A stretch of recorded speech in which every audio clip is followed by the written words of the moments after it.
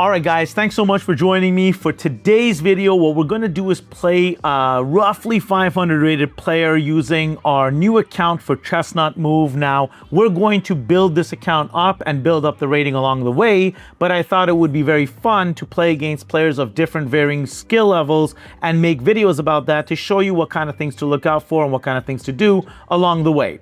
So join us for this journey, and we're going to have a few more videos similar to this at different intervals of playing strength, and we're going to see how different players play and think. In this video, we're going to try to move out all 8 lazy couch potatoes. That means everyone on your back rank, take them outside and develop them as quickly as you can. Let's try a game out and let's see what happens. Here we go. So here we're playing for black. Our opponent is rated 495. They're playing from the Czech Republic, and we're going to play the Sicilian Defense. I think maybe just playing e5 would have been better, but I already touched the c pawn, so I don't know. I felt like moving it. So here we're playing Sicilian. Our opponent, immediately went in for a check. So here we're just going to block the check. We could block with the knight. We could block with the bishop. Both ways are fine. Let's block with the knight.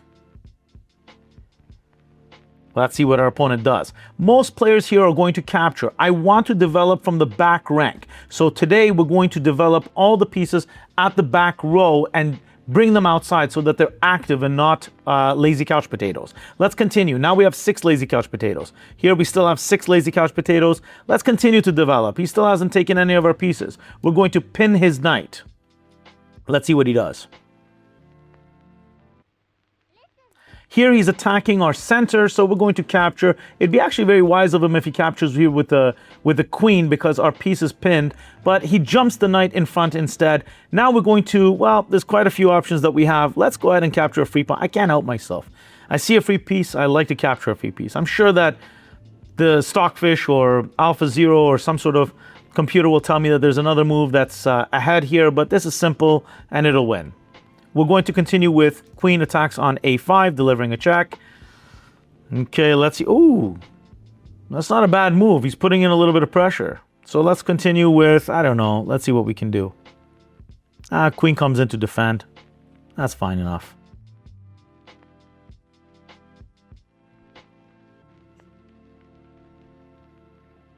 Let's see if he captures, we can capture back. This is a big mistake. He's just giving us a free piece. Unfortunately for him, we can capture. Now, there's many ways that we can capture. Probably the best way is to just capture back with your knight. That way you don't get doubled pawns. So we're going to jump back and capture with our knight. We could take back with the pawns too. Right now, we're just winning material. So like I said in previous videos, at these levels, 495 players tend to make big critical mistakes and they're just giving away free material. Here we're winning by 5 points, so there's really no chance that we can lose the game, but let's play it out anyway and exchange pieces now. So whenever we're winning by material, you always want to trade off pieces. That way, whatever's left over, you'll have that big advantage. So if we have a 5-point lead, we're already in front. Let's go ahead and trade everything off and then be left with whatever's our initial lead. So in this case, 5 points means at least a piece. In this case, 2 pieces. So here we're still going to attack our opponent's pieces. We're going to block him, and there's no communication on this side. He's bringing out his pieces to attack us. No big deal. We don't really have to do much. We can even just castle our king, and that's perfectly fine. Well, he could take our pawn, but that's still fine. We could just give it to him. Nah, let's go ahead and, I don't know, let's just castle. Nice and easy. And if he captures, we can even give him a piece and still be fine. But let's just move the knight out of the way. If he captures again, let's take with the rook and trade it off.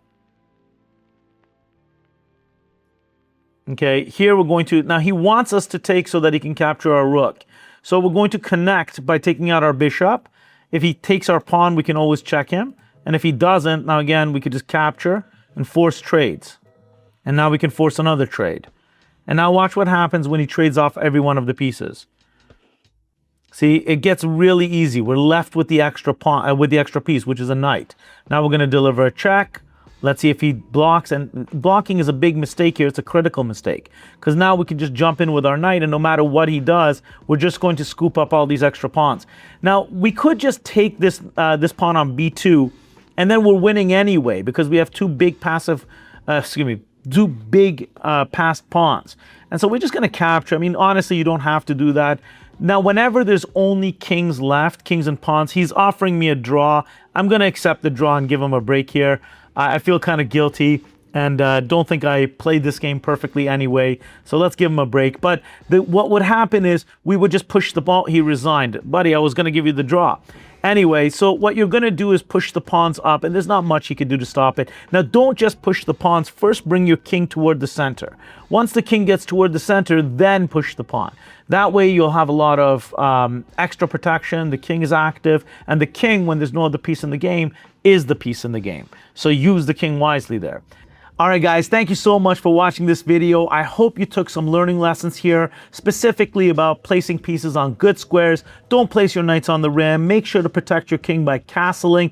Take up good squares with your pieces. Remember, good squares involve pieces taking up space. So the more they can see, the farther a bishop can see, for example, the stronger it becomes. A knight in the center is way better than in the corner. So place your pieces on good squares. Good luck in your chess, and please like, share, comment below, all that kind of good YouTube jazz that people do. Thanks so much, guys.